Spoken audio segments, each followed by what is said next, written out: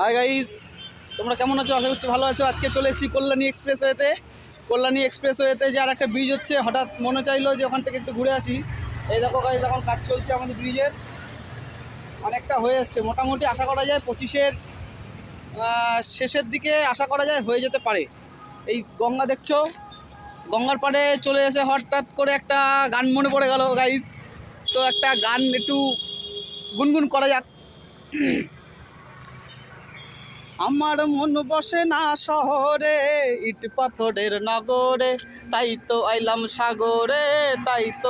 সাগরে।